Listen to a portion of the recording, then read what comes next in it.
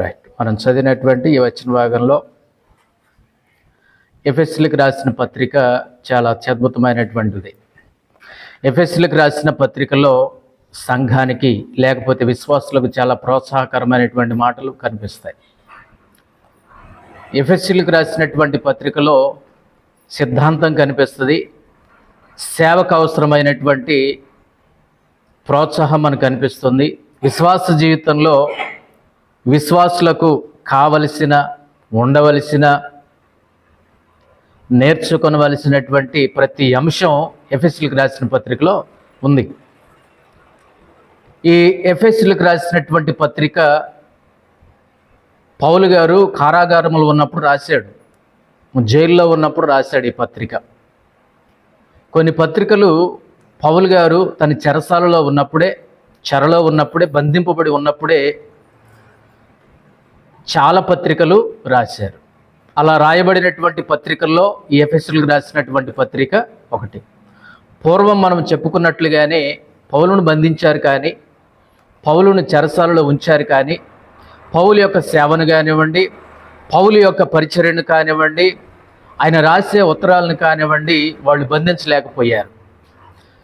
ఈ ఎఫెసీయులకు రాసినటువంటి పత్రిక కూడా పౌలు గారు బంధించబడి ఉండినప్పుడు, పౌలు గారు చెరసాలలో ఉంచబడినప్పుడు ఈ పత్రిక రాశాడు. ఈ ఎఫెసీయులకు రాసినటువంటి పత్రిక ఈ 6 అధ్యాయాల్లో 3 అధ్యాయాలు, మొదటి 3 అధ్యాయాలు, ఈ మొదటి 3 అధ్యాయాల్లో విశ్వాసుల యొక్క స్థితి మనకు కనిపిస్తుంది. విశ్వాసుల యొక్క స్థితి కనిపిస్తుంది. అసలు పూర్వం మన స్థితి ఏంటి? పాపపు స్థితి, ప్రాచీన స్థితి, రోత స్థితి, శాపకరమైనటువంటి స్థితి, పనికిరానటువంటి స్థితి, లోక సంబంధమైనటువంటి స్థితి మనది పూర్వం. అలాంటి స్థితిలో నుండి దేవుడు మనలను ఏ స్థితిలోనికి తీసుకుని వచ్చాడంటే ఉన్నతమైనటువంటి స్థితిలోనికి తీసుకుని వచ్చాడు. అర్థమైందా? మనది పూర్వం పాపపు స్థితి, పాపకరమైనటువంటి జీవితము, క్రీస్తుకు దూరమైనటువంటి జీవితము. మన స్థితి అలాంటిది. క్రీస్తు అంటే ఎవరో తెలియదు, ఆయన ప్రేమ అంటే ఏంటో తెలియదు, ఆయన యొక్క వాక్యపు వాగ్దానాలు అంటే ఏంటో మనకు తెలియదు. అలాంటి స్థితిలో ఉన్నటువంటి మనలను, చచ్చిన స్థితిలో ఉన్నటువంటి మనలను, అపరాధముల చేత, పాపముల చేత చచ్చిన స్థితిలో ఉన్నటువంటి మనలను దేవుడు ఏం చేశాడంటే ఆ స్థితిలో ఉన్నటువంటి మనలను తన యొక్క శ్రేష్టమైనటువంటి ఉన్నతమైనటువంటి కృపాస్థితిలోనికి దేవుడు తీసుకొని వచ్చాడు. ఆ స్థితిలో ఉన్నాం, ఇప్పుడు ఈ స్థితిలో ఉన్నాం. ఆయన సమాధాన బల ఎదుట చక్కగా సాగిలపడి ఆరాధించడానికి కృపచేత తన యొక్క దయా సంకల్పం చొప్పున క్రీస్తు యేసు వారు ఈ స్థితిలోనికి, అంటే ఉన్నతమైనటువంటి స్థితిలోనికి దేవుడు తీసుకొని వచ్చాడు. ఇప్పుడు మనం చదువుకున్నటువంటి వచ్చిన భాగాల్లో మనం చూస్తే కనుక భూమి పునాదులు వేయబడక ముందే మనం ఏర్పరచబడినటువంటి వాళ్ళం. మనం పుట్టక ముందే, భూమికి పునాదులు వేయబడక మునిపే క్రీస్తు యేసులో దేవుడు మనల్ని ఏం చేసుకున్నాడు? ఏర్పాటు చేసుకున్నాడండి. మనం రక్షించబడి 5 ఏళ్ళు, 10 ఏళ్ళు, 15 ఏళ్ళు కావచ్చు, 20 ఏళ్ళు కావచ్చు, కానీ అంతకంటే ముందే మనం పుట్టక పూర్వమే దేవుడు మనల్ని క్రీస్తు యేసులో ఏం చేసుకున్నాడు? ఏర్పాటు చేసుకున్నాడు. అది దేవుని యొక్క ప్రేమ. అది దేవుని యొక్క ప్రేమ. మనం పుట్టక పూర్వమే, మనం భూమి మీదకి రాక పూర్వమే, మన అమ్మా నాన్నలు వాళ్ళు రూపించబడక పూర్వమే, వాళ్ళ అమ్మా నాన్నలు రూపించబడక పూర్వమే, వాళ్ళ అమ్మా నాన్నలు రూపించబడక పూర్వమే క్రీస్తు యేసులో దేవుడు మనల్ని ఏం చేసుకున్నాడు? ఏర్పాటు చేసుకున్నాడు. చూసారా దేవుని యొక్క ప్రేమ ఎంత గొప్పదో? నువ్వు నేను రక్షించబడాలని, ప్రతి ఒక్కళ్ళు రక్షించబడాలని దేవుని యొక్క దయా సంకల్పం ఎప్పటి నుంచో ఉంది మన ఎడల. అంతటను అందరును ఏం పొందవలెనని? మారు మనసు పొందవలెనని దేవుడు ఇచ్చేయించుతున్నాడు. అందుకనే మనం రక్షించబడుతున్నాం. మన గొప్పతనం ఏమీ లేదు దీంట్లో. మన యొక్క గొప్పతనం ఏమీ లేదు. మనం గొప్పలు చెప్పుకోవడానికి ఏమీ లేదు. అసలు మన స్థితి ఎక్కడి నుండి వచ్చాం? పాపపు స్థితి, రోతకరమైనటువంటి స్థితి, లోకపు స్థితి, ప్రాచీనమైనటువంటి స్థితి, రోత బ్రతుకు, పాత బ్రతుకు, పంది వలె పొర్లిన బ్రతుకు, కుక్క వలె తిరిగిన బ్రతుకు. ఆ స్థితిలో ఉన్నటువంటి మనలను దేవుడు తన దయా సంకల్పం చొప్పున, కృప చొప్పున, కనికరం చొప్పున క్రీస్తు యేసు అనేటటువంటి ఉన్నతమైనటువంటి స్థితిలోనికి దేవుడు మనలను నడిపించాడు. భూమి పునాదులు వేయబడక మునిపే మనల్ని ఏర్పాటు చేసుకొని దేవుడు ఏం చేశాడు? ప్రతి ఆశీర్వాదాన్ని దేవుడు మనకిచ్చాడు. అర్థమవుతున్నదా? దేవుడు మనల్ని ఎప్పుడు ఏర్పాటు చేసుకున్నాడు? భూమి పునాదులు వేయబడక మునిపే దేవుడు ఏర్పాటు చేసుకున్నాడు. ఏర్పాటు చేసుకొని మనకేమి ఇచ్చాడు? మనకేమి దాచిపెట్టాడు? వింటున్నారా? ఏం దాచిపెట్టాడు? ప్రతి ఆశీర్వాదమును, ఆత్మ సంబంధమైనటువంటి ప్రతి ఆశీర్వాదాన్ని మన కోసం దాచిపెట్టి ఉంచాడండి. ఇంకా నేను పుట్టనే లేదు, మీరు పుట్టనే లేదు, మన అమ్మ నాన్నలు పుట్టనే లేదు, మన తాతలు పుట్టనే లేదు, మన ముత్తాతలు పుట్టనే లేదు, వాళ్ళ అమ్మ నాన్నలు పుట్టనే లేదు, వాళ్ళ తాతలు పుట్టలేదు, వాళ్ళ ముత్తాతలు పుట్టలేదు. అయినా కానీ దేవుడు తన యొక్క మహాకృప చేత మనల్ని ఏం చేసుకున్నాడు? ఏర్పాటు చేసుకున్నాడు. ఏర్పాటు చేసుకొని రక్షించబడినటువంటి తన బిడ్డలకు ఏమేమి కావాలో, ఎలాంటి ఆశీర్వాదాలు కావాలో, ఎలాంటి దీవెనలు కావాలో దేవుడు ముందుగానే ఏర్పాటు చేసి ఉంచాడండి. ఇది దేవుని ప్రేమ. ప్రతి ఆశీర్వాదమును దేవుడు అనుగ్రహించాడు. మనకి ఇంకేం అనుగ్రహించాడంటే దత్తపుత్రులు అయ్యేటటువంటి గొప్ప భాగ్యమును దేవుడు అనుగ్రహించాడు. కుమారులనుగా కుమార్తెలనుగా దేవుడు మనలను ఏర్పాటు చేసుకున్నాడు. ఆయన యొక్క స్వరక్తము చిందించి మనలను కొనుక్కున్నాడు. పరిశుద్ధాత్మను మనకు అనుగ్రహించి మనల్ని ముద్రించాడు. దేని చేత ముద్రించాడు దేవుడు మనల్ని? పరిశుద్ధాత్మ శక్తి చేత, పరిశుద్ధాత్మ ప్రభావం చేత, పరిశుద్ధాత్మని చేత మనలను ముద్రించి తన వారినిగా చేసుకున్నాడు. ముద్ర వేసాడో నా బిడ్డ. ఏ ముద్ర ఉంది ఇప్పుడు మన మీద? పరిశుద్ధాత్మని యొక్క ముద్ర వేశాడు దేవుడు. మనం ఎవరికి సంబంధించిన వాళ్ళం? ఇప్పుడు దేవునికి సంబంధించినటువంటి వాళ్ళము. క్రీస్తు యేసులో ఉన్నటువంటి ప్రతి ఒక్క ఆశీర్వాదమును, ఐశ్వర్యమును అనుభవించ స్వాతంత్ర్యము, అర్హత కలిగి ఉన్నటువంటి వారము యేసు క్రీస్తునందు. ఎన్నెన్ని ఆశీర్వాదాలు ఇచ్చాడండి. మన స్థితి గురించి మాట్లాడుతున్నాను. మన స్థితి ఇందాకటి స్థితి ఎక్కడుందంటే ఎక్కడో ఉంది. మన స్థితి ఎక్కడో దొర్లుతుంది, ఎక్కడో పొరులుతుంది ఈ స్థితి ఆ లోకంలో. కానీ అలాంటి మనలను దేవుడు కృపచేత రక్షించి, విమోచించి, ఏర్పాటు చేసుకుని, ఎన్నుకొని, ఆశీర్వాదాలు ఇచ్చి, పరిశుద్ధాత్మనిచ్చి, ప్రతి దీవెనను మనకు అనుగ్రహించి, సంపన్నులుగా దరిద్రులమైనటువంటి మనలను దేవుడు సంపన్నులుగా చేసి, సంపన్నురాలుగా చేసి, సంపన్నుడుగా చేసి, సంపన్నులముగా దేవుడు మనలను చేసి ఉన్నతమైనటువంటి ఒక రేంజ్లో దేవుడు ఉంచాడు. ఒక ఉన్నతమైనటువంటి స్థాయిలో దేవుడు ఇచ్చాడు. దేవుని యొక్క కృప అంత మాత్రమేనా? పరలోకపు వారసులుగా దేవుడు చేశాడు. అసలు మన స్థితి ఎక్కడ మొదలైంది? అక్కడ మొదలైంది, కింద. ఇప్పుడు ఎక్కడున్నాం? క్రీస్తులో అక్కడ ఉన్నాం. తర్వాత ఎక్కడ ఉండబోతాం? పరలోకంలో. చూసారా? స్థాయి అనేది, ఒక రేంజ్ అనేది మన స్థితిలో స్థాయి. మన స్థితుల్లో స్థాయి చూడండి. పాపపు స్థాయి, పరిశుద్ధ స్థాయి, పరలోకపు స్థాయి. అర్థమైందా? మొదట్లో మన స్థితి పాపపు స్థాయి. రెండవదిగా రక్షించబడినప్పుడు పరిశుద్ధ స్థాయి. తర్వాత పరిశుద్ధ స్థాయి నుండి ఏ స్థాయిలోకి పోతున్నాం మనం? పరలోకపు యొక్క స్థాయిలోనికి వెళ్తున్నాం. మన స్థాయిని దేవుడు ఏం చేస్తున్నాడు? పెంచుతున్నాడు. అది కొన్నిసార్లు విశ్వాసి ఈ స్థాయిలో నుంచి పడిపోతాడు. ఆ స్థాయిలో ఉన్న నన్నే తీసుకొచ్చి ఈ స్థాయిలో పెడితే, ఈ స్థాయిలో ఉండవలసినటువంటి విశ్వాసి, దేవుని బిడ్డ మరలా ఏ స్థాయిలోకి పడిపోతున్నాడు? మళ్ళా పూర్వపు స్థాయిలోనికే, పాపపు స్థాయిలోనికే, రోతకరమైనటువంటి స్థాయిలోనికే పడిపోతుంది దేవుని బిడ్డ. అది ఎంతో బాధాకరమైనటువంటి విషయం కదా. కాబట్టి ఆ స్థాయిలో ఉన్న నన్ను దేవుడు ఈ స్థాయిలోకి తీసుకొచ్చాడు. కాబట్టి ఈ స్థాయిలో ఉన్న నేను, ఆ స్థాయిలో ఉన్న నా దేవుణ్ణి ఏం చేయాలి? కృతజ్ఞతాపూర్వకంగా స్తుతించి, ఆరాధించి, గణపరిచి, మహింపరిచి, నా కంఠంలో ప్రాణం ఉన్నంత వరకు, నేను ఈ భూమి మీద ఉన్నంత వరకు, దేవుడు ఇచ్చినంత వరకు కృతజ్ఞుడుగా బ్రతకవలసినటువంటి వాళ్ళమై ఉన్నాం మనం. అందుకనే కదా ఆరాధన. అలాంటి స్థితిలో ఉన్నటువంటి మనలను దేవుడు కృపచేత మనలను రక్షించాడు. అపరాధముల చేత, పాపముల చేత చచ్చిన మనల్ని దేవుడు ఏం చేశాడు? బ్రతికించాడు. ఇప్పుడు జీవిస్తున్నటువంటి జీవితం క్రీస్తుని బట్టి జీవిస్తున్నాం మనం. ఇప్పుడు ఈ రక్షణ, మన విమోచన మనల్ని బట్టి వచ్చింది కాదండి, మనమేదో క్రియల వల్ల సంపాదించుకుంది కాదండి. ఎన్నో మొక్కులు చేస్తే కానీ, ఎన్నో మొక్కుబళ్ళు చేస్తే కానీ, ఎన్నో అర్పణలు బలియాగాలు అర్పిస్తే కానీ వచ్చిన రక్షణ కాదు ఇది. మీరు కృప చేత మాత్రమే రక్షించబడ్డారు. ఎన్నో హోమాలు చేస్తే, ఎన్నో యాగాలు చేస్తే, ఎన్నో నైవేద్యాలు చేస్తే, ఎన్నో బలులు అర్పిస్తే, ఎన్నో మేకలను అర్పిస్తే, ఎన్నో కోడెలను అర్పిస్తే, ఎన్నో కోళ్ళను అర్పిస్తే, గొర్రె మేక జంతువులను అర్పిస్తే వచ్చిన రక్షణ కాదండి ఇది. ఎలా వచ్చింది ఇది?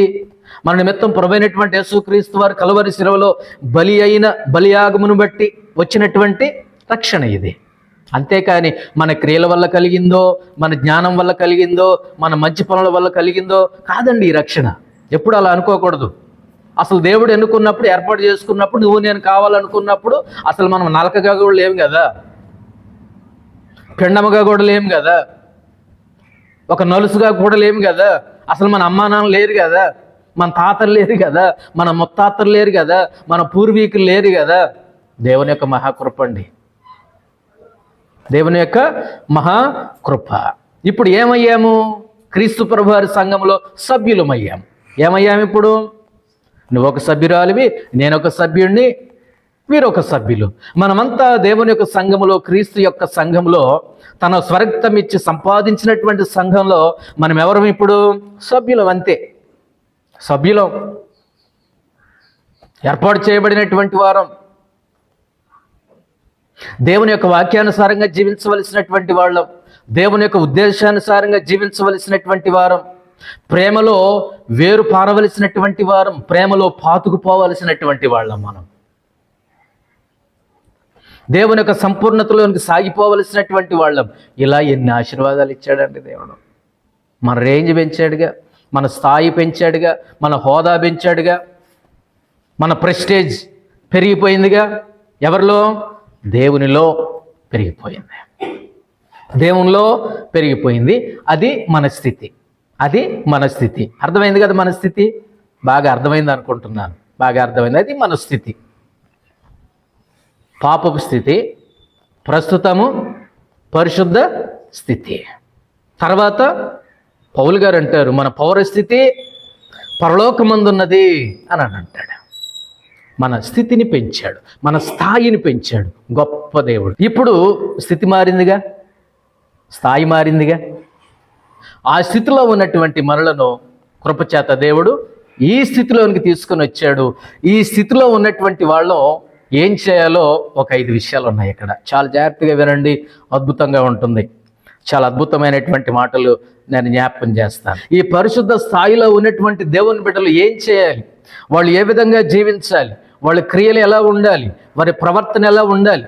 ఆశీర్వాదాలు పొందుకున్నావుగా, ఇందాక చెప్పినవన్నీ ఆశీర్వాదాలే, ఇందాక చెప్పినవన్నీ దీవెనలే. కాబట్టి ఆ ఆశీర్వాదాలు పొందుకున్న నీవు, ఆ ఆశీర్వాదాలు అనుభవిస్తున్నటువంటి నీవు, ఆ ఆశీర్వాదాల చేత నింపబడిన నీవు, ఆ స్థాయిలో ఉన్న నిన్ను, ఈ స్థాయిలోనికి వచ్చిన నిన్ను, నీవు చేయవలసిన పనులు కొన్ని ఉన్నాయి. ఆశీర్వాదాలు పొందుకున్నటువంటి దేవుని బిడ్డ, ఆశీర్వాదాల చేత నింపబడినటువంటి దేవుని బిడ్డ, ఆ ఆశీర్వాదాలను, ఆ దీవెనలను, మనం పొందుకున్నటువంటి, మనం ధరించినటువంటి ఆశీర్వాదపు దీవెనలను, మనం నింపబడినటువంటి ఆశీర్వాదపు దీవెనలు ఇతరులకు కనిపించాలంటే ఇతరులకు ఏం చేయాలి? కనబడాలి, ఇతరులకు కనబడాలి.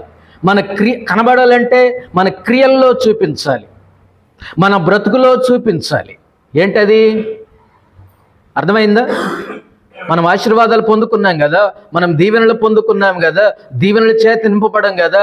ప్రతి ఆశీర్వాదాన్ని, ప్రభువైనటువంటి యేసుక్రీస్తు వారిలో ఉన్న ప్రతి ఆశీర్వాదాన్ని నిండుగా పొందుకున్నాం కదా.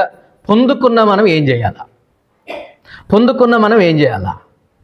ఆశీర్వాదాల చేత నింపబడిన వాళ్ళం ఏం చేయాలా? క్రీస్తులో ఏర్పాటు చేయబడినటువంటి వారం ఏం చేయాలా? రక్షించబడినటువంటి వారిగా మనం ఏం చేయాలా?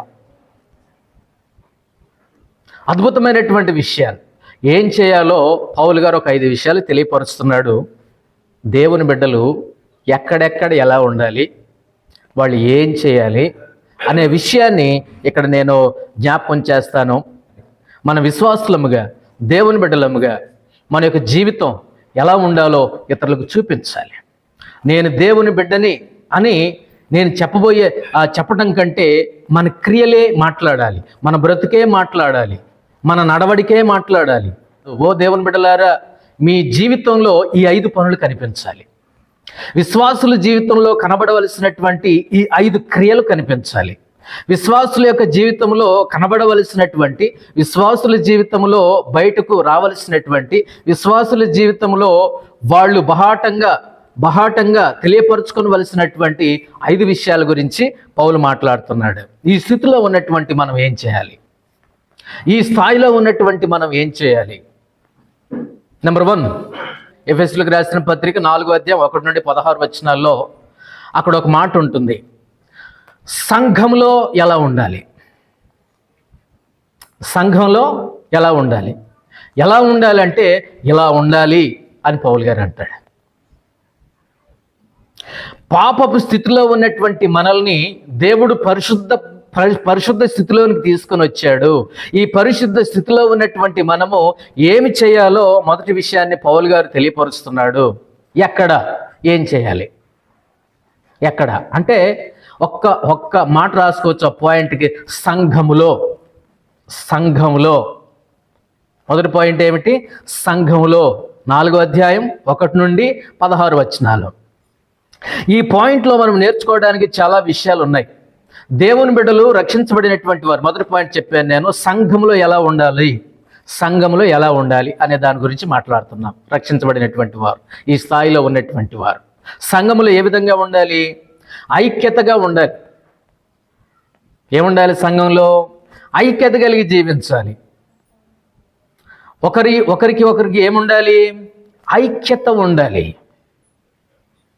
ఒకరి ఎడల ఒకరికి ఐక్యత ఉండాలి. రెండవదిగా ఏముండాలంటే ఒకరి ఎడల ఒకరికి విధేయత ఉండాలి. ఒకరికి ఒకరు ఏం చూపించాలి? విధేయత చూపించాలి. తర్వాత 3వది చెప్తున్నాను, ఒకరి ఎడల ఒకరికి పెద్ద మనసు చేసుకొని ఉండాలండి. మన మనసు ఇంతే ఉండకూడదు. విశాలమైనటువంటి మనసు కలిగి ఉండాలి. ఏ స్థాయిలో ఉన్నాం ఇప్పుడు మనం? ఆ స్థాయిలో లేము. ఆ స్థాయిలో ఉన్నటువంటి మనల్ని దేవుడు ఈ స్థాయిలోనికి తీసుకొని వచ్చాడు. కృపచేత రక్షించాడు, ఆశీర్వాదాలు ఇచ్చాడు, దీవెనలు ఇచ్చాడు, మన కోసం ప్రాణం పెట్టాడు. ఆత్మ సంబంధమైనటువంటి ప్రతి ఆశీర్వాదం చేత నింపి ఇచ్చి కడిగి శుద్ధీకరించి మనలో పోసాడండి. ఆశీర్వాదాలు పోసి ఈ స్థాయిలో ఈ స్థితిలో ఉంచాడు. ఈ స్థితిలో ఉన్న నువ్వు నేను ఏం చేయాలి అనేది ఇప్పుడు పాయింట్. 5 విషయాలు చెప్తానన్నాను. మొదటి సంగతి, సంఘములో విశ్వాసులు ఎలా ఉండాలి? సంఘంలో విశ్వాసం ఎలా ఉండాలంటే ఐక్యతగా ఉండాలన్నాను. రెండోది ఏమన్నాను? ఒకరి ఎడల ఒకరికి ఐక్యత, ఒకరి ఎడల ఒకరికి విధేయత. మూడవది, ఒకరి ఎడల ఒకరికి పెద్ద మనసు చేసుకునేటటువంటి మనసు ఉండాలండి. పెద్ద మనసు చేసుకోవడం అంటే ఎంత ఉండాలి? మనసు విశాల హృదయం ఉండాలి కదా. సంకుచితమైనటువంటి మనసు ఉండకూడదు, ఇరుకైనటువంటి మనసు ఉండకూడదు, విశాల హృదయం ఉండాలి. ప్రభువైనటువంటి యేసుక్రీస్తు వారు, తండ్రి వీరేం చేస్తున్నారో వీరు ఎరుగని గనుక వీరిని క్షమించి. ఎంత మనసు అది? క్రీస్తు యేసునకు కలిగిన ఈ మనసు మీరు కూడా కలిగి ఉండండి. అద్భుతమైనటువంటి మనసు కదా, అద్భుతమైనటువంటి మనసు. నేను ఇంతదాన్ని క్షమించలేకపోతున్నాను, ఇంతదాన్ని నేను క్షమించలేకపోతున్నాను.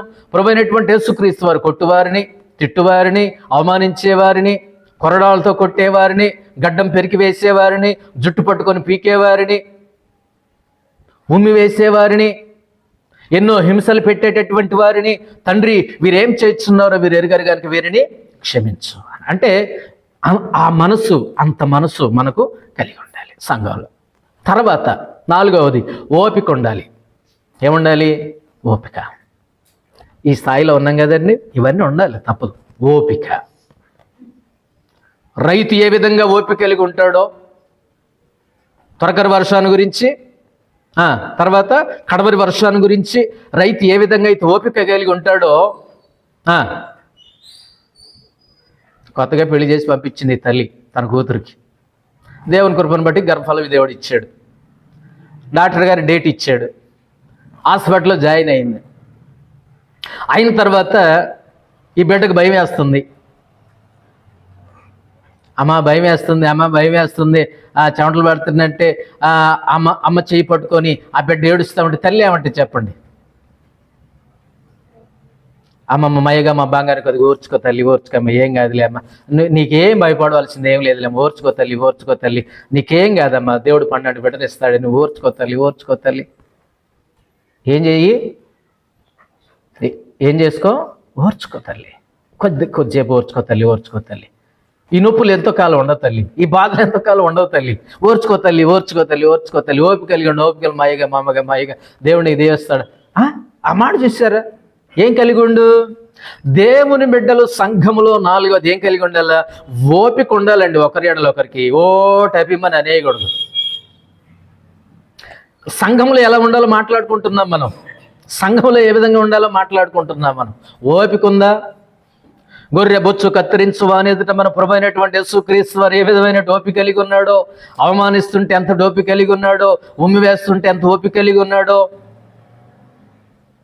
అనరాని మాట్లాడుతుంటే ఎంత ఓపిక కలిగి ఉన్నాడో, దయ్యం పట్టిన వాడు అంటే ఎంత ఓపిక కలిగి ఉన్నాడో, మీ నాన్న ఎవడరో తెలియదంటే ఎంత ఓపిక కలిగి ఉన్నాడో, దూషిస్తుంటే ఎంత ఓపిక కలిగి ఉన్నాడో. పిలాతు అన్నాడు, ఏమయ్యా ఇన్ని మాట్లాడుతున్నారు కదా, నిన్ను ఏం మాట్లాడవా అంటే ఓపిక కలిగి ఉన్నాడు. ఈ స్థాయిలో ఉన్నాం కదండి, ఈ స్థాయిలో ఉన్నాం కదా. ఏదండి మనలో ఉన్న ఓపిక ఏది? మనలో ఉన్నటువంటి ఐక్యత ఏది? మనకు పెద్ద మనసు ఉందా? మనం ఓపిక కలిగి ఉన్నాం, పెద్ద మనసు కలిగి ఉన్నామా? విధేయత ఉందా? ఓపిక ఉందా? ఓపిక లేవండి, ఓపిక లేవు. ఓపిక ఉంటే కుటుంబాలు ఎందుకు కూలిపోతాయి, సంఘాలు ఎందుకు విడిపోతాయి, సంఘాలు ఎందుకు మొక్క చెక్కలు అయిపోతాయి? ఓపిక లేదంతే, ఓపిక లేదు, ఓపిక లేదు. సహనము, ఓపిక గొప్ప ద్రోహ కార్యాలు జరుపుకుంటూ ఆపుతుంది కదా. తర్వాత ప్రేమ. ఏముండాలి? ప్రేమ. వీటిలో శ్రేష్టమైనది ప్రేమయే, వీటిలో శ్రేష్టమైనది ప్రేమయే. ప్రేమ లేని వాడనైతే నేను వ్యర్థుడని అన్నాడు పౌలు గారు. ప్రేమ ప్రేమ ప్రేమ ప్రేమ చూపుటకును సత్కార్యములు చేయుటకును. ప్రేమ ఉందా? ఒకరి ఒకరికి ప్రేమ ఉందా? ఒకరి ఎడల ఒకరికి ప్రేమానురాగాలు ఉన్నాయా? తర్వాత పాయింట్ చెప్తున్నాను, సమాధానం ఉండాలి. ఏముండాలి? సమాధానం ఉండాలి. సంఘంలో మనం ఎలా ఉండాలో చెప్తున్నాను, 5 విషయాలు చెప్తాను అన్నాను. మొదటి విషయంలోనే ఉన్నాం. సంఘంలో ఏ విధంగా ఉండాలి? పాప స్థితిలో ఉన్నటువంటి మనలను పరిశుద్ధ స్థితిలోనికి దేవుడు తీసుకుని వచ్చాడు. పరిశుద్ధ స్థితిలో ఉన్నటువంటి మనం ఏం చేయాలో 5 విషయాలు చెప్తానన్నాను. 5 విషయాలు నేను ఒక్కొక్కటి నేను జ్ఞాపకం చేస్తున్నాను. సంఘంలో ఏ విధంగా ఉండాలి, సంఘములు ఏ విధంగా ఉండాలి అంటే ఏమన్నా నేను ఇప్పుడు? ఐక్యతగా ఉండాలి, విధేయులై ఉండాలి, పెద్ద మనసు ఉండాలి, ఓపిక ఉండాలి, ప్రేమ ఉండాలి. తర్వాత ఏమన్నాను? సమాధానం ఉండాలి. తర్వాత ఏమంటున్నానంటే క్షమించే గుణం ఉండాలి. ఏ గుణం? క్షమించే గుణం, క్షమించే గుణం ఉండాలి. ఇవి లేకపోతే ఎలాగూ? ఇవి లేకపోతే నా ఆరాధన ఎందుకు ఉపయోగంగా ఉంటుంది? నా ప్రార్థన ఎందుకు ఉపయోగంగా ఉంటుంది? ఎందుకు పనికి వస్తుంది? నీళ్లు లేని బావిని ఎంత తోడితే ఉపయోగం ఏముంది? నీళ్లు లేని బావిని ఎంత తోడితే ఉపయోగం ఏముంది? నీళ్లు లేని రాయిని పట్టుకొని దీనిలో రాయి లోపల ఉన్న నీళ్లు తాగుతా అంటే వారు పిచ్చోడా? అది రాయిరా? 10 ఏళ్ళు సముద్రంలో ఉన్న ఒక నీటి పట్టు కూడా రాయి లోపల ఉండదు. ఒకడు అనుకున్నాడంట, ఇది 15, 20, 30 ఏళ్ళ నుంచి రాయి సముద్రంలో ఉంది, నేను ఏ నీళ్లు తాగను, ఆ రాయి లోపల ఉన్న నీళ్ళే తాగుతా అన్నాడంట. ఆ రాయి పట్టుకొని వచ్చి ఒక చెట్టు చూసుకొని ఒక సిత్త పట్టుకొని ఆ టపిమని కొడుతున్నాడంట. ఒకడు అడిగాడంట, ఒరేయ్ ఏం చేస్తున్నారు ఆ చెట్టు కిందంటే అన్నాడంట, అన్నా నేను ఏ నీళ్లు తాగనన్నా, ఈ రాయి లోపల ఉన్న నీళ్ళే తాగుతా అన్నాడంట. ఈ రాయి లోపల ఉన్న నీళ్ళే తాగుతాను అన్నాడంట. అప్పుడు ఆయన అన్నాడంట, ఒరే పెద్దోడా, ఒరే పిచ్చోడా, ఓరి పెద్దోడా, ఓరి పెద్ద పిచ్చోడా, ఆ రాయి 10 ఏళ్ళు కాదురా, 20 ఏళ్ళు కాదురా, 30 ఏళ్ళు కాదురా, కలకాలం ఉన్నా కానీ ఆ రాయి లోపల అది సముద్రంలోనే ఉంది కదన్నా. మరి అది సముద్రంలో ఉన్న, సాగరంలో ఉన్న దాని లోపల ఏమి ఇంకవు? ఒక్క నీటి బొట్టు కూడా ఇంకవరా అని చెప్పాడంట. ఒక్క నీటి బొట్టు కూడా ఇంకవరా ఉండవరా అని చెప్పాడు. నేను తాగుతా ఉంటాయి 10 ఏళ్ళు అయింది 20 ఏళ్ళు అయింది అన్నాడంట ఆయన. అవి సమయం వెచ్చించి బాగా కూర్చొని కొట్టాడు, పగిలింది. ఏం లేవు. సంఘంలో నీ బ్రతుకు రాయా? కొంతమంది సంఘాలు చాలా కాలం నుంచి ఉంటారు, కానీ ఏముండవు, వాక్యం దిగనీయరు లోపలికి, వాగ్దానాలు దిగనీయరు లోపలికి, ఆశీర్వాదాలు దిగనివ్వరు లోపలికి, సమాధానం ఉండదు, సఖ్యత ఉండదు, విధేయత ఉండదు, పెద్ద మనసు ఉండదు, ఓపిక ఉండదు, ప్రేమ ఉండదు, క్షమించే గుణం ఈ గుణానికి అసలే ఉండదు. ఈ గుణపానికి అసలు క్షమించే గుణమే ఉండదు.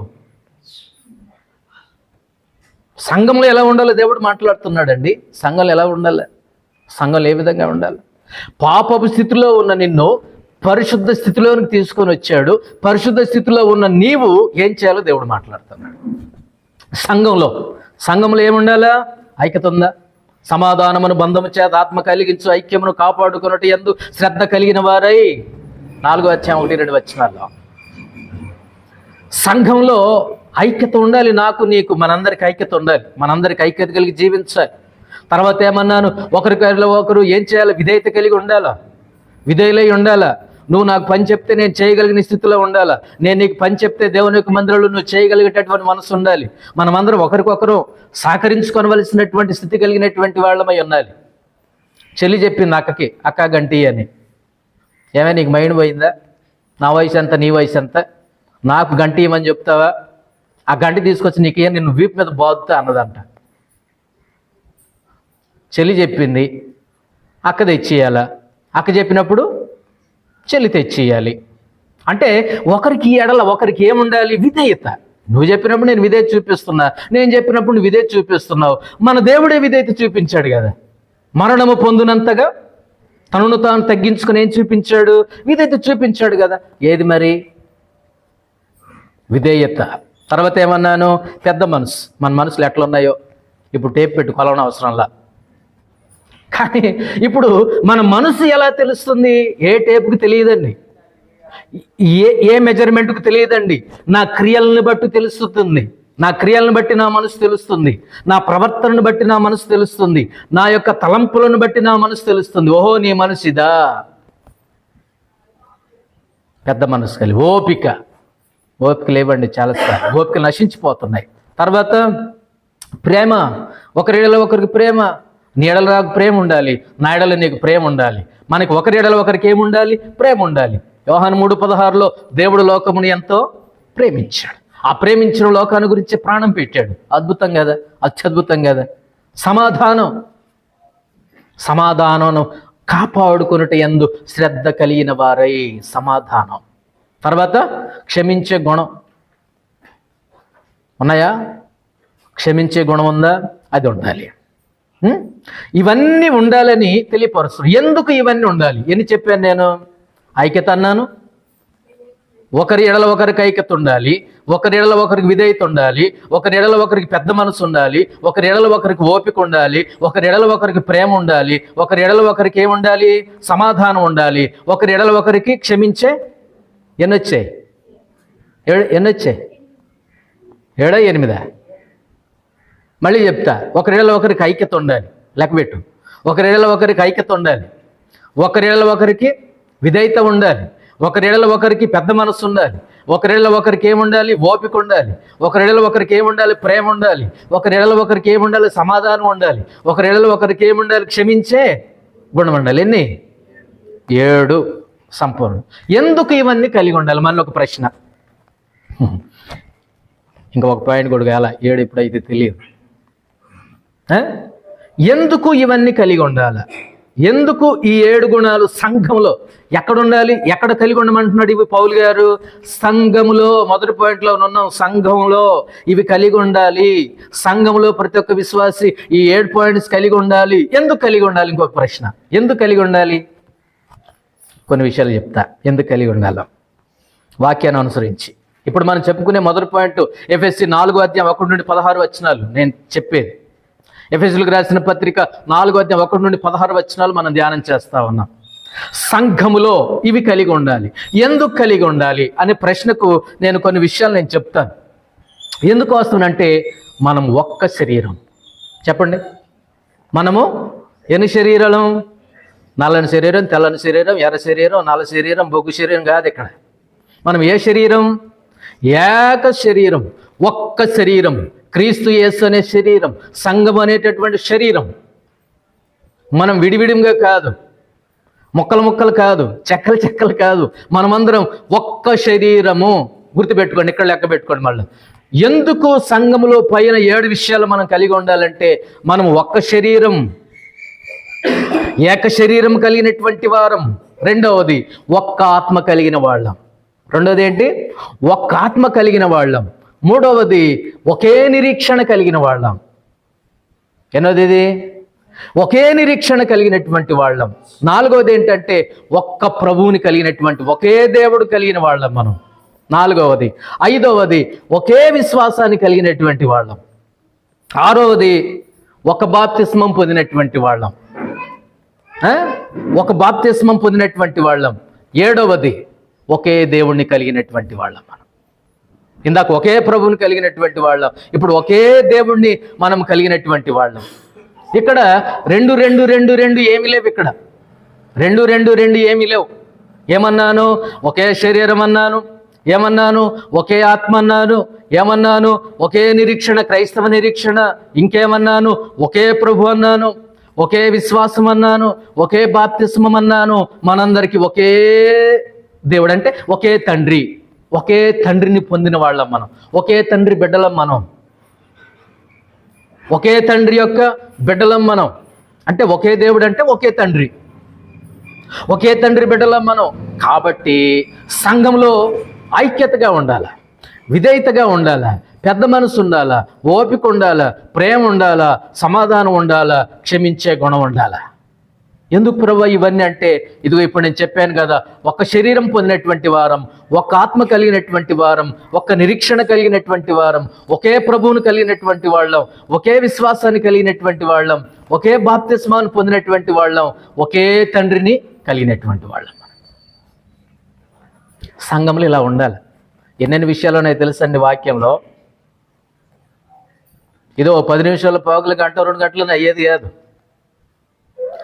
మన యొక్క జీవితంలో సంఘములో ఏ విధంగా ఉండాలి, సంఘములో ఏ విధంగా ఉండాలి? మొదట్లో నేను చెప్పాను, పరిచయ వాక్కులు కొన్ని చెప్పాను. మన యొక్క పాపపు స్థితి, పూర్వపు స్థితి, రోత స్థితి, పాప స్థితి, చచ్చిన స్థితి, మరణకరమైనటువంటి స్థితి, శాపగ్రస్తమైనటువంటి స్థితి. జీవవాక్యాన్ని పట్టుకున్న లోకంలో జ్యోతుల వల్ల నువ్వు కనబడాలి. వెలగవలసిన నీవే ఆరిపోతుంటే నీకు దిక్కెవరు బిడ్డ? కుటుంబంలో వెలుగు లేదు, సంఘంలో వెలుగు లేదు, సమాజంలో వెలుగు లేదు. ఇంక నేను ఉన్న ఉపయోగం ఏంటో లేకపోతే ఉపయోగం ఏంటో నాకేమీ అర్థం కావట్లేదు. ప్రతి ఒక్కళ్ళు ఆలోచించుకోవలసినటువంటి విషయం. మనం పడిన కష్టానికి, ప్రయాసకు తగిన ఫలం రాకపోతే అన్నం తినవు. నువ్వు పొలంలో కష్టపడి పనిచేస్తే, సంవత్సరం అంతా పనిచేస్తే, సీజన్ అంతా పనిచేస్తే, ఏ తోట గురించి అయితే నువ్వు ఆ నిద్రాహారాలు మాని, అన్నం మాని, ఆహారం మాని, ఏ విధంగా అయితే నీ పొలములో ఒక పురుగుగా నువ్వు తయారైపోయావో, పొలములో పురుగులో పురుగు అయిపోయావు నువ్వు, దుమ్ములో దుమ్ము అయిపోయావు నువ్వు.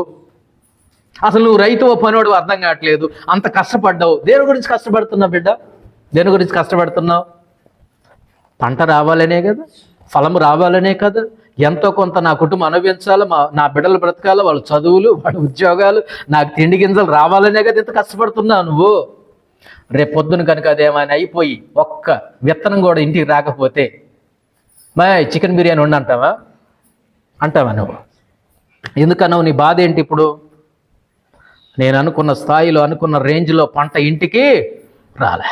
ఇంకా తిని ఇంకా ఏం ఉపయోగం? చివరికి అంటాడు, ఇక నేను ఉండి దేనికి ఉపయోగం? అది పండగ పోగా నేను దానికి పెట్టుబడి పెట్టాను, అది లేదు ఇది లేదు. కనీసం పెట్టుబడి డబ్బులను వస్తే అవతల వాడికి నేను కట్టేవాడిని.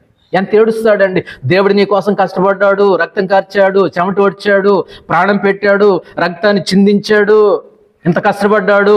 నువ్వేం చేయాలా? వ్యక్తిగత జీవితంలో ఫలిస్తున్నావా? ఫలిస్తున్నామా? ఇంకెవరు చెప్పాలి నీకు? ఇంకెన్ని వాక్యాలు కావాలా? ఎన్ని వర్తమానాలు కావాలా? ఇంకెవరెవరిని పిలిచి వాక్యం చెప్పించాలా? దేవుడే మాట్లాడుతున్నాడు కదా. పరిశుద్ధాత్మ దేవుడు మనలో ఉండి మనల్ని నడిపించగలగాలి. పరిశుద్ధాత్మ దేవునికి స్వాధీనంలో, దేవుని యొక్క ఆధీనంలో ఉండి మనం మనకి వ్యక్తిగత జీవితాలు నడిపించబడాలి. చాలాసార్లు మన విషయంలో తప్పిపోతున్నాం. అది రెండవ సంగతి. మూడవ సంగతి 5వ అధ్యాయం 21 నుండి 6వ అధ్యాయం 4 వచనాల వరకు. 5వ అధ్యాయం 21 నుండి 6వ అధ్యాయం 4 విషయాల్లో మూడవ సంగతి కనిపిస్తుంది. గృహములో విశ్వాసులు ఎలా ఉండాలి, గృహాల్లో విశ్వాసులు ఎలా ఉండాలి. మొదట్లో ఏం పాయింట్ చూసుకున్న మొదటి పాయింట్ ఏమిటి?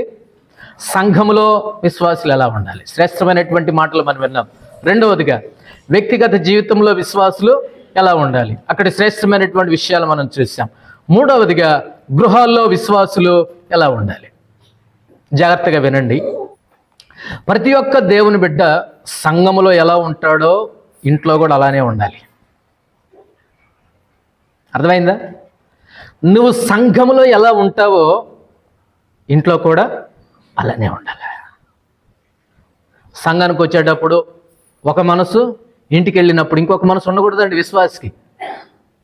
సంఘంలో ఉంటే నువ్వు ఎలా ఉంటావో గృహానికి వెళ్ళినప్పుడు కూడా నీవు అలానే ఉండాలి. సంఘంలో ఎంత గౌరవిస్తామో, సంఘంలో ఎంత గౌరవ మర్యాదలు కలిగి ఉంటామో ఇంట్లో కూడా అంతే గౌరవ మర్యాదలు కలిగి ఉండాలి. ముఖ్యంగా భార్యాభర్తలు ఒకరిని ఎడల ఒకరు, భార్యలు వారి భర్తలకు ఏం చేయబడి ఉండాలా? లోబడి ఉండాలి. గత కాలంలో పౌలు గారి హయాంలో నేను ఒక సంగతి చెప్తాను, వినండి. ఎంతసేపటికి భర్తల ఎడల భార్యలు ఎలా ఉండాలి అని చెప్పుకునే వాళ్ళంట పూర్వం. అర్థమవుతున్నదమ్మా? పూర్వం పౌలు గారి కాలంలో ఎంతసేపటికి ఎక్కువ కండిషన్స్ ఎవరికి ఉండేవి? భార్యలకే ఉండేవి.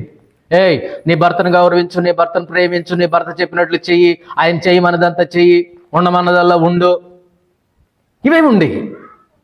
కానీ బైబిల్ దేవుడు, మన పరిశుద్ధుడైనటువంటి దేవుడు అందరి గురించి ఆలోచించే గొప్ప దేవుడు అండి. అందరి గురించి ఆలోచించే దేవుడు.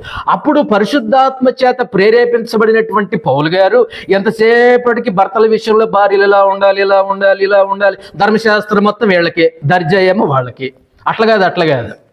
ఇప్పుడు ఆ పరిశుద్ధాత్మ దేవుడు, బైబిల్ దేవుడు, యేసు ప్రభువారు సమానం చేసి పడేశాడు. అసలు ఎవరు ఇంతగా ఆలోచించరేమోనండి. మన దేవుడు ఎంత గొప్ప మనసు కలిగినటువంటి వాడు. ఎంతసేపటికి భర్తలు భార్య ఎట్లా ఉండాలి, లేచిన వాడు చేతులు కట్టుకో, తర్వాత విధైతే పని మనిషిలాగా ఉండాలి, ఒక పశువులాగా చూడాలి, హీనంగా ఎంతసేపటికి ఈయన కాదు. భార్యలు వారి భర్తలు లోబడాలోకే కాదనట్లేదు. కానీ భార్య ఎడల భర్త బాధ్యతలు కూడా పరిశుద్ధాత్మ దేవుడు రాశాడు. అప్పుడు సమానం చేశాడు. ఇప్పుడు ఆడామగా సమానం, భార్యాభర్తలు ఒకరినొకరు గౌరవించుకోవాలా. ఇప్పుడు సంఘంలో ఏ విధంగా ఉన్నామో కుటుంబంలో కూడా అలానే ఉండాలి. కుటుంబ జీవితంలో, గృహంలో ఈ విధంగా ఉండాలి అనేది. కాబట్టి దేవుని బిడ్డలారా, ఒకరికొకరు గౌరవం, ఒకరికొకరు మర్యాద, భార్యలు భర్తలకు లోబడాలి, భర్తలు వారి భార్యలను ప్రేమించాలి. క్రీస్తు సంఘమును ప్రేమించిన రీతిగా భర్తలు భార్యలను ఏం చేయాలా? ప్రేమించాలి. ఇప్పుడు సంఘము గురించి యేసు ప్రభువారు ఏం పెట్టాడు? ప్రాణం పెట్టాడు. ఇప్పుడు కుటుంబం ఎడల భర్త బాధ్యత ఏంటంటే శిరస్సు కాబట్టి కుటుంబాన్ని పోషించాల్సిన బాధ్యత, కుటుంబాన్ని ప్రేమించాల్సిన బాధ్యత, పిల్లలను పట్టించుకోవాల్సిన బాధ్యత, భార్యను సరిగా ప్రేమించవలసినటువంటి బాధ్యత, భార్య యొక్క బాగోగులు చూసుకునవలసినటువంటి బాధ్యత, ఇవన్నీ కూడా దేవుడు రాయించి పెట్టాడండి వాక్యంలో. ఇప్పుడు భార్య చేయాల్సిన పనులు భార్య చేయాలి, భర్త చేయాల్సిన పనులు భర్తలు చేయాలి. కుటుంబం ఎలా ఉండాలి, దేవుని బిడ్డలు ఎలా ఉండాలి అనే దాని గురించి మాట్లాడుతున్నా. ఇప్పుడు రెండో స్టెప్కి వచ్చేద్దాం. ఒక స్టెప్ కనుక కిందకు వచ్చేస్తే ఇప్పుడు ఇక్కడ ఎవరున్నారు? పిల్లలు ఉన్నారు. ఆ పిల్లలు వాళ్ళ బాధ్యత ఉందండి. బాధ్యతలు, కుటుంబంలో బాధ్యతలు. భార్య బాధ్యత భర్తను ఏం చేయాలి? భర్తకు లోబడి ఉండాలి. భర్త బాధ్యత భార్యలను క్రీస్తు సంఘమును ప్రేమించినట్లుగా భార్యను ప్రేమించాలి. ఇప్పుడు మూడో బాధ్యత ఏంటంటే, పిల్లలు ఉన్నారు కదండి, పిల్లల బాధ్యత ఏంటంటే తల్లిదండ్రులకు విధేయులై ఉండాలి. తల్లిదండ్రులు చెప్పిన మాట వినాలి. ముసల్దాన నువ్వు ఊరుకో, నువ్వు నాకేం చెప్పొద్దు అనకూడదు. ఏ ముసలోడు నువ్వు ఊరుకో, నువ్వేమైనా కావాలితే చెప్పాడు పడేస్తున్నాగా, పొద్దాగా పిలుస్తావు. ఈయనేం కష్టపడేది లేదు, అక్కడ ఫోన్ చూసుకుని కూర్చున్నాడు అంతే, ఏదో టీవీ చూసుకుని కూర్చున్నాడు అంటే అంతే. ఇదని చెప్తే వెండే, ఏదని చెప్తే పట్టించుకోడే, ఓ అట్టట్టట్టట్టట్టట్ట కాళ్ళకి అప్పుడప్పుడు రోగం వస్తుంది చూసారా, ఏదో అంటారు దాన్ని కొక్కెర రోగం అంటారు కదా. ఇటు పిలుస్తుంది అడ్డు వెళ్ళిపోతాడు, రెమ్మ దెబ్బ తగిలి చూసారా. వాక్యం అంటుందండి, చూసారా, ప్రతి ఒక్క విషయాన్ని గురించి పట్టించుకుంటుంది వాక్యం. భర్తల గురించి వాగ్దానాలు ఇచ్చింది, భార్యల గురించి వాగ్దానం ఇచ్చింది, పిల్లల గురించినటువంటి వాగ్దానం ఇచ్చింది. అంటే దీని అర్థం ఏంటంటే సంఘంలో ఏ విధంగా ఉన్నామో మన కుటుంబాల గృహాల్లో కూడా అలానే ఉండాలి. తల్లిదండ్రులు చెప్పే మాట పిల్లలు వినాలి. కొన్నిసార్లు అసలు అరే ఈడు నా కడుపుని ఎట్ట పుట్టాడు అనుకుంటాడు తల్లిదండ్రులు. ఈడు నా కడుపుని ఎట్ట పుట్టింది, ఇది నా కడుపుని ఎట్ట పుట్టింది, ఈడు నా కడుపుని ఎట్ట పుట్టాడు. అరే మాట వినిపించుకోడేంటి, అసలు విషయం చెప్పనివ్వడేంటి, వెళ్ళిపోతున్నాడు. ఏదో ఆఫీస్కి వెళ్ళే పని కాదు మళ్ళీ అక్కడ బోడి, అక్కడ ఆఫీస్కి పని లేదు. ఈయన ఆఫీస్ ఏంటి సెంటర్, ఈయన ఆఫీస్ ఏంటి ఆ చెట్టు, ఈయన ఆఫీస్ ఏంటి ఆ స్నేహితులు, ఈయన ఆఫీస్ ఏంటంటే బలాదూర్, ఈయన ఆఫీస్. ఏదైనా నా కొడుకు పొద్దాక 9ంటికి వెళ్ళి సాయంత్రం 5ంటికి కష్టపడి ఎందుకు ఈయన కష్టపెట్టదని ఏమి ఉండదు అక్కడ. టీటీపీఏ అంతా టీటీపీ జాబ్ అంట. టీటీపీ అంటే తినటం, తిరగటం, పడుకోవటం, టీటీపీ అంటారు దాన్నే. ఏముండదు ఇక్కడ. దేవుడు ఏమన్నాడు, తన తల్లిని తండ్రిని గౌరవించని వాని యొక్క కన్నులు లోయకాకులు పీక్కొని తింటాయి, జాగ్రత్త బిడ్డ అన్నాడు దేవుడు. వినాలి, తల్లిదండ్రుల మాట వినాలి, అది పిల్లల బాధ్యత, విధేయులుగా ఉండాలి. ఇక తల్లిదండ్రుల బాధ్యత ఏంటి, పిల్లలంటే పిల్లలను అనవసరంగా తిట్టకూడదండి. మరి చూసారా దేవుడు సమానంగా మాట్లాడుతున్నాడు. పిల్లల బాధ్యత ఏంటి, తల్లిదండ్రులకు విధేయత చూపించాలి, వాళ్ళు లోబడి జీవించాలి. ఇప్పుడు తల్లిదండ్రుల బాధ్యత ఏంటి, పిల్లలు ఎడలంటే పిల్లలను చీటికి మాటికి తిట్టకూడదండి, చీటికి మాటికి తిట్టకూడదండి.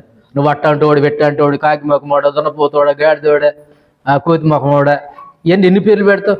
అదేదో నా కడుపునే పుట్టింది కదా, నేను పెట్టి ఆ పేర్లు పెట్టి పిలుస్తున్నాను కదా, మరి అదేంటో వాడు ఏదైతే నేను అదే ఉండాలి కదా మరి, అవునా కదా. వాడు ఏదైతే మరి నేను అదే. ఆడు తెలివిగలనోడైతే అంటాడు, సరే అటు తిట్టావా, సరే నేనేదైతే నువ్వు అదేలే, నాకెందుకు బాధ అంటాడు ఆడు. నేను చిన్న కోయితనైతే నువ్వు పెద్ద కోయిత అంటాడు, నేను చిన్న గాడిదనైతే నువ్వు పెద్ద గాడిద అంటాడు, నేను గాడిదనైతే నువ్వు కంచర గాడిద అంటాడు,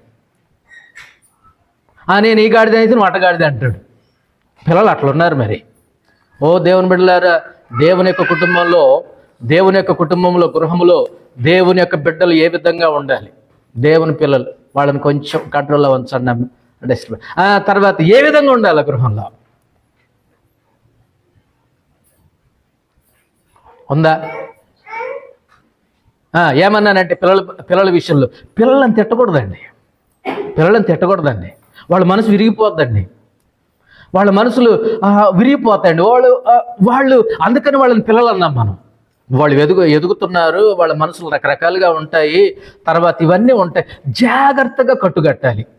దెబ్బ తగిలినప్పుడు కట్టు ఎలా కట్టాలి, జాగ్రత్తగా కట్టాలి. ఎట్లా పడితే అట్లా కట్టామన్నా అది కట్టుకోదు. మళ్ళీ నేను డాక్టర్లకు డబ్బులు కట్టాలి. గాయం తగిలినప్పుడు అది ఎట్ట కట్టాలి, అప్పుడప్పుడు మనం వింటాం కదా, కాలు ఎరిగింది, నాటు కట్టుకుపోయాడు, కట్టేసాడు, 3 కట్లు వేసాడు, మళ్ళీ ఎక్స్రే తీస్తే ఏమైంది, ఇది ఎముక పక్కకు పోయింది. అవునా, ఎముక పక్కకు పోయింది. ఎందుకు పోయింది పక్కకి, ఎందుకో పోయింది, సరే కట్టే. వీళ్ళు తప్పు చేశారని నాకు తెలిసింది. తల్లిదండ్రులు ఏం చేయాలి, ఆ గాయాన్ని ఏం చేయాలా, చిన్నగా నిదానంగా ప్రేమతో జాగ్రత్తగా కట్టేసి నీ ప్రేమ చూస్తాడు, నీ యొక్క ప్రేమ చూస్తాడు. పిల్లలను తిట్టకూడదండి, పిల్లలను మనం ఆశీర్వదించాలండి. తప్పు చేసినప్పుడు గద్దించు, ప్రేమతో గద్దించు. వాడు నాశనం అయిపోవాలని తిట్టొద్దండి, వాళ్ళని శపించొద్దండి. వాళ్ళు ఆశీర్వదించబడిన బిడ్డలండి. వాళ్ళు లేకపోతే నువ్వు వెయిట్ చేసి ప్రార్థన చేసి సంపాదించుకున్నావు. పిల్లలు లేకపోతే నువ్వు ఏడ్చావు. ఎన్నో ప్రార్థన చేస్తే దేవుడు నీకు ఇచ్చాడు. నీ ప్రార్థన విని, నీ కష్టాన్ని చూసి, నీ మోకాళ్ళ జీవితం చూసి, తన కృపను బట్టి, తన ప్రేమను బట్టి నీకు బిడ్డలను ఇస్తే అట్టంటోళ్ళని పట్టుకొని తిడతావు. వాళ్ళు లేనప్పుడు ఎంత ఏడుపు ఏడుపు కొట్టిన దానిలాగా బజార్లు ఎంబడి పడి తిరిగాం. హాస్పిటల్, ఈ హాస్పిటల్, ఆ మందులు, ఈ మందులు, నాకు బిడ్డలు అయ్యా ఒక బిడ్డ సరి బిడ్డలు ఇచ్చాడు. ఇప్పుడు ఏం చేస్తుంది ఆ తల్లి? తిడుతుంది పట్టుకొని. ఇంక ఇంటికి వెళ్ళటం కంటారా, నేను ఏదైనా తాగి చచ్చిపోతా, లేకపోతే మీ ఇంటికి వస్తారా, లేకపోతే అసలు ఈ ఊరు వదిలిపెట్టిపోతారా, నేను ఏదైనా పోతా, ఆ ఇంటికి పోతే మా తల్లి, ఆ తల్లిని మించిన దయ్యం లేదని ఇదివరకు అన్నారు, కానీ ఇప్పుడు తల్లిని మించిన దయ్యం లేదన్నట్లుగా నాకు వినపడుతుందని ఎటు ఒకటి చూసుకోవట్లేదండి, ఇప్పుడు చేసుకోవట్లేదా? దైవంగా ఉండవలసినటువంటి తల్లి వాడి దృష్టిలో ఏమైపోయింది? దయ్యం అయిపోయింది. తండ్రి ఏమో రావణాసురుడు అవతారం ఎత్తాడు. వాడికి ఏమనిపిస్తుందంటే అసలు ఇల్లు ఒక పెద్ద నరకంలాగా కనిపిస్తుంది, ఇంటికి వెళ్ళటం దేనికి లేదు. చాలామంది ఇంటికి రావట్లేదండి. వాళ్ళు ఫెయిల్ అయినప్పుడు చూసారు, ముఖ్యంగా వాళ్ళు ఫెయిల్ అయిపోయినప్పుడు, నాన్న నేను ఫెయిల్ అయినా దర్జాకు వచ్చి ధైర్యం ఎందుకు చెప్పడండి, ఇటు పట్టుకుని కొడతాడని. పిల్లలను అనవసరంగా తిట్టకూడదు, అనవసరంగా కొట్టకూడదు. ఒక కారణం ఉండాలి, ఒక పద్ధతి ఉండాలి. అంటే ఇవన్నీ ఎందుకు మాట్లాడుతున్నామనంటే క్రైస్తవ కుటుంబం దేవుని పిల్లలు, దేవుని యొక్క పిల్లలు. వాడికి నేర్పించు, వాడు కూర్చున్నప్పుడు, లేచినప్పుడు, పడుకున్నప్పుడు, వెళ్ళేటప్పుడు ప్రార్థన నేర్పించు, వాక్యం నేర్పించు, అధ్యాయం నేర్పించు, వ్యక్తిగతంగా దేవుని మీద ఆధారపడే మనసును నేర్పించు, దేవుని మీద ఆనుకొని జీవించే మనసును ప్రసాదించు ప్రభువుని వాడికి బోధించు, దేవుని మీద ఆధారపడినానా అని ప్రభు యొక్క శిక్షలోను ప్రభు యొక్క బోధలోను వారిని పెంచు. అది చేతగాకేగా ఇలా తిడుతున్నావు నువ్వు కనుక తిడితే నీ బతుకు మొత్తం బయట పెడతాడు ఆడు. పెట్టడా? నువ్వు గనక 2 దెబ్బలు ఎక్స్ట్రా అయ్యి, ఒక దెబ్బ కోరుకుంటాడు, 2వ దెబ్బకు ఓర్చుకుంటాడు, 3వ దెబ్బకు ముడుచుకునే ఉంటాడు, 4వ దెబ్బ నువ్వు వేస్తున్నావో నీ బతుకు మొత్తం బయట పెడతాడు ఆడు. నీ చరిత్ర మొత్తం తీస్తాడు. పిల్లగాడు అనుకుంటున్నావా? వాడు కాదు, కంప్యూటర్. వాడు పిల్లగాడు కాదండి, అన్నీ రాసి పెట్టుకున్నాడు, పుస్తకంలో కాదు మనసులో.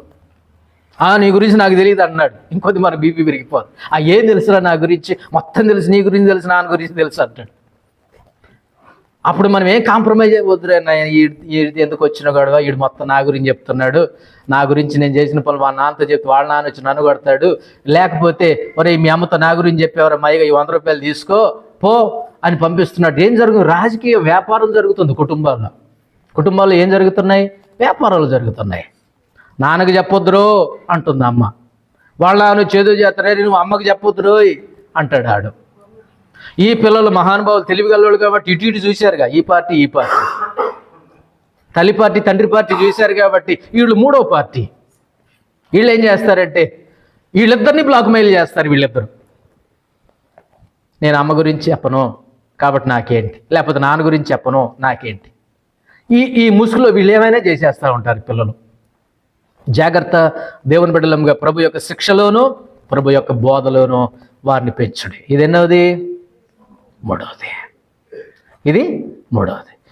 నేను ఒక్కసారి ఇప్పటిదాకా చెప్పినటువంటి విషయాలు నేను జ్ఞాపకం చేస్తాను. మన యొక్క స్థితిని గురించి మాట్లాడా. మన స్థితి పూర్వం ఎక్కడ?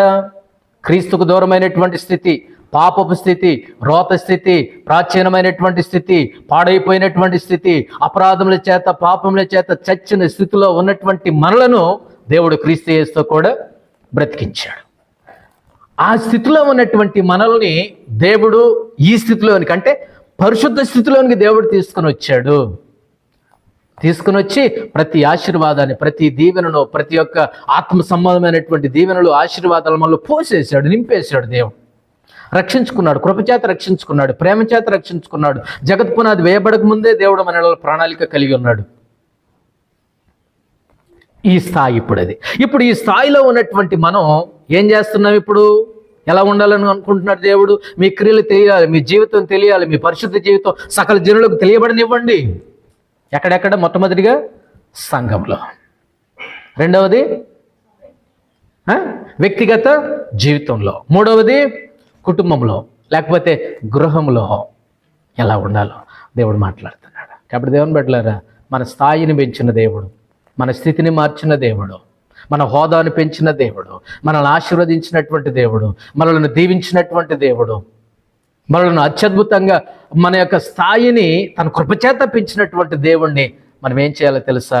ఆశీర్వాదాలు పొందుకున్న మనం, దీవెనలు పొందుకున్నటువంటి మనం దేవుణ్ణి ఆత్మతో సత్యంతో ఆరాధించాలి, దేవుని మహింపరచాలి, దేవుని గణపరచాలి, దేవుని స్తుతించాలి, దేవుని ప్రతి ఒక్క విషయంలో దేవుని గణపరచవలసినటువంటి వాళ్ళమై ఉన్నాం.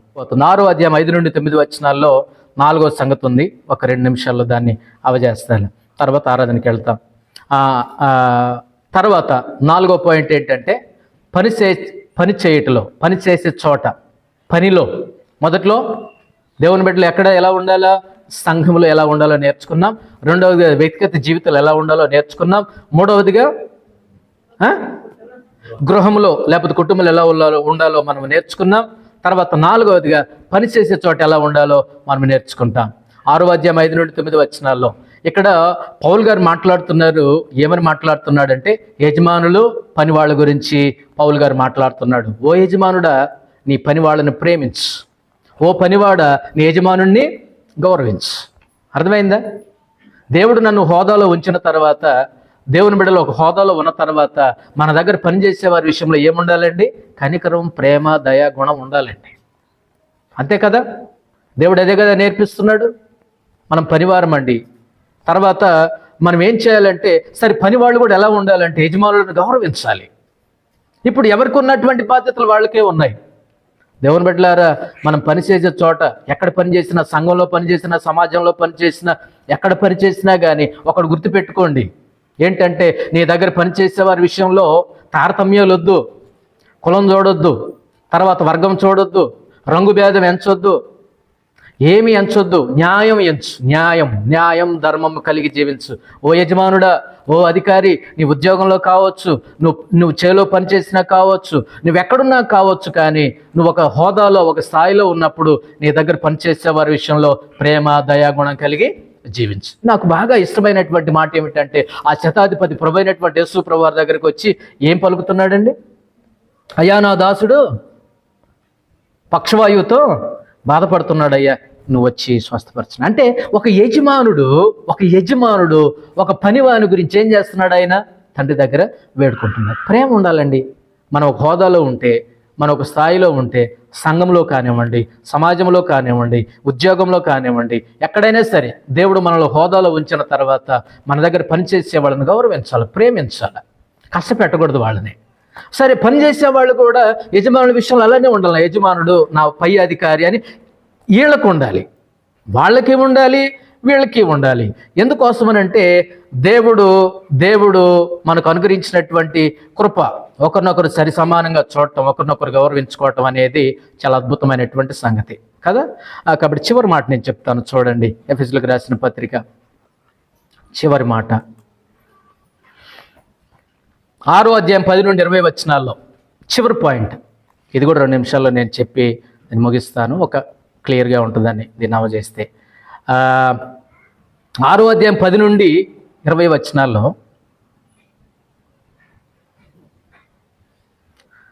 ఆత్మీయ యుద్ధ రంగం, యుద్ధంలో ఎలా ఉండాలి? 6వ అధ్యాయం 10 నుండి 20 వచనాల్లో యుద్ధంలో ఎలా ఉండాలి? ఏ యుద్ధం అండి? ఏ యుద్ధం?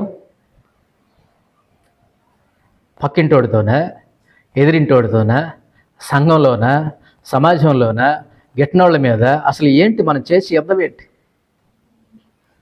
ఇక్కడ మనం చదువుకున్నటువంటి ఈ వచన భాగంలో 6వ అధ్యాయం 10 నుండి 20 వచనాల్లో ఆత్మీయ యుద్ధ రంగం అనేటటువంటి మాట, ఆత్మీయమైనటువంటి యుద్ధ రంగం. ఆ రంగంలో నువ్వు పోరాడేది ఎవరితోనో తెలుసా? నీ యుద్ధ ఆయుధాలు ఏంటో తెలుసా? నువ్వు ఎలా ఉండాలో తెలుసా? దేవుని యొక్క శక్తితో బలంగా ఉండాలి. క్రీస్తు యేసు యొక్క సర్వాంగ కవచమును మనం ధరించుకోవాలి. విశ్వాసం చేత సాతాను యొక్క కుతంత్రాలను ఎదుర్కోవాలి. ప్రతి ఒక్క విషయంలో ఆత్మయందు ప్రార్థిస్తూ, నీ గురించి, సమాజాన్ని గురించి, సంఘాన్ని గురించి, అందరి గురించి ప్రార్థిస్తూ నువ్వు యుద్ధ రంగంలో ఎలా ఉండాలో తెలుసా? ఒక సైనికుడి వలె ఉండాలి. ఇక్కడ నేను కొన్ని మాటలు నేను జ్ఞాపకం చేస్తాను. ఈ ఆత్మీయ జీవితం పెద్ద యుద్ధరంగం అండి. మనం పోరాడేది శరీరులతో కాదండి. పౌలు గారు అంటాడు, మనం పోరాడేది శరీరులతో కాదండి, ప్రధానులతో కాదండి. ఆత్మ సంబంధమైనటువంటి శత్రువు ఉన్నాడు, దురాత్మల సమూహం ఉంది. సాతాను కుతంత్రాల మీద, సాతానుడి మీద, సాతాను యొక్క అనుచరుల మీద, వాయుమండల సంబంధమైనటువంటి అధికారుల మీద, దయ్యపు శక్తుల మీద మనం పోరాడుతున్నాం. దుష్టుడు వేసే అగ్ని బాణాలను విషయంలో మనం పోరాడుతున్నాం. సైనికులుగా పోరాడాలి. ఈ ఆత్మీయ జీవితం ఒక పెద్ద యుద్ధ రంగం అండి. కాబట్టి దేవుని బిడ్డలారా, ఇదిగో కుటుంబం ఎలా ఉండాలో, తర్వాత పనిలో ఎలా ఉండాలో, లేకపోతే ఇదిగో యుద్ధ రంగములు ఎలా ఉండాలో దేవుడు మాట్లాడుతున్నాడు. మనం చేసేది యుద్ధం కంటికి కనబడే మనుషులతో కాదండి, ఇంటి పక్కన వాళ్ళతో కాదండి, గిట్టని వాళ్ళ మీద కాదండి, మన వెనక ముందు ఉన్నటువంటి వాళ్ళతో కాదండి. సాతాను మీద మనం యుద్ధం చేస్తున్నాం, ప్రార్థనలో యుద్ధం చేస్తున్నాం. మన యుద్ధోపకరణములు శరీర సంబంధమైనవి కావు, అవి ఆత్మ సంబంధమైనవి. కాబట్టి దేవుని బిడ్డలారా, మనం ఆరాధన చేసుకోబోయే ముందుగా ప్రభు అయినటువంటి యేసు క్రీస్తు వారి యొక్క శక్తిని పొందుకొని మనం యుద్ధం చేయాలి. మన శక్తి పనికిరాదండి, మన బలం పనికిరాదండి, పనికి మాలిన బలం అది. సరే, క్రీస్తు యేసు యొక్క సర్వాంగ కవచమును ధరించుకొని మనం యుద్ధం చేయవలసినటువంటి వాళ్ళమై ఉన్నాం. సాతాను యొక్క కుతంత్రాలను ఎరిగి మనం యుద్ధం చేయవలసినటువంటి వాళ్ళమై ఉన్నాం. ప్రతి ఒక్క విషయంలో కూడా ఆత్మయందు ప్రార్థన చేస్తూ అందరి గురించి అన్నిటి గురించి మనం యుద్ధం చేయవలసినటువంటి వారమై ఉన్నామండి. అలాంటి యుద్ధం మనం చేయాలి, కానీ మనుషులు చేస్తే ఉపయోగం ఏముందండి? హక్కుల గురించి కాదండి ఇక్కడ యుద్ధం చేయాల్సిన విశ్వాసి. ఆత్మ సంబంధమైనటువంటి హక్కుల గురించి యుద్ధం చేయి, ఆత్మ సంబంధమైనటువంటి జీవితాన్ని గురించి యుద్ధం చేయి. నీ యుద్ధం ఫలిస్తుంది. ఎందుకోసం అంటే ఆ యుద్ధంలో దేవుడు ఉంటాడు, నీ యుద్ధంలో దేవుడు ఉంటాడు. నీ పక్షాన దేవుడు యుద్ధం చేస్తాడు, నీ పక్షాన దేవుడు మాట్లాడతాడు, నీకు బలం ఇస్తాడు, నీకు శక్తినిస్తాడు, సర్వాంగ కవచమునిస్తాడు, బలమును అనుగ్రహింపజేస్తాడు. దావీదు గారి గనక గొలియాతు విషయంలో యుద్ధమే ఆ బలం ఇచ్చి శక్తినిచ్చి పంపించినట్లుగా దేవుడు మన యొక్క జీవితంలో అలాంటి కృపను అనుగ్రహించును గాక. దేవుడు మన యొక్క జీవితాల్లో ఈ 5 విషయాల్లో కృపనిచ్చి బలపరిచి తన యొక్క బిడ్డలుగా, తన యొక్క శ్రేష్టమైనటువంటి బిడ్డలుగా దేవుడు వాడుకోను గాక. చెప్దాం, ఈ స్థాయిలో ఉన్నటువంటి మనం చేయవలసినటువంటి 5 పనుల గురించి మాట్లాడాం. మొట్టమొదటిగా సంఘములో ఎలా ఉండాలి, రెండవది వ్యక్తిగత జీవితంలో ఎలా ఉండాలి, మూడవది గృహంలో ఎలా ఉండాలి, నాలుగవదిగా పనిచేసే చోట ఎలా ఉండాలి, ఐదవది యుద్ధ రంగంలో ఎలా ఉండాలి. ధైర్యంగా ఉండు, వెనకడుగు వేయొద్దు, వెనకబడొద్దు. దేవుడు నిన్ను బలపరుస్తాడు. విశ్వాస జీవితంలో వెనకడుగు వేయొద్దు. సాతాను వెనకకు లాగుతూ ఉంటాడు. కాబట్టి ముందుకే సాగాలి. మనం పోరాడేది శరీరులతో కాదు, మన బంధువులతో, స్నేహితులతో కాదు, ఇరుగు పొరుగు వాళ్ళ మీద కాదు. మనం పోరాడేది సాతాను యొక్క శక్తుల మీద. ఆత్మ సంబంధమైనటువంటి జీవితంలో ముందుకు సాగడానికి ప్రభువైనటువంటి యేసుక్రీస్తు వారు ఏ విధంగా అయితే పోరాడాడో మనం కూడా ఆ విధంగానే పోరాడవలసినటువంటి వాళ్ళమై ఉన్నాం. మరియు జట్టి అయిన వాడు నియమ ప్రకారంగా పోరాడకుంటే మనకేమి లేదు, కిరీటం లేదండి. నియమ ప్రకారం పోరాడాలి, మనుషులతో కాదండి. మనుషులతో పోరాటాలు ఆప్ చేద్దాం, మనుషులతో ఆ ఫైటింగ్ ఆప్ చేద్దాం. ఆత్మ సంబంధమైనటువంటి మంచి పోరాటం పోరాడదాం. అట్టి కృప దేవుడు మనకు అనుగ్రహించి దీవించి నడిపించునుగాక. ఈ మాటలు దేవుడు దీవించునుగాక. ప్రార్థన చేసుకుందాం.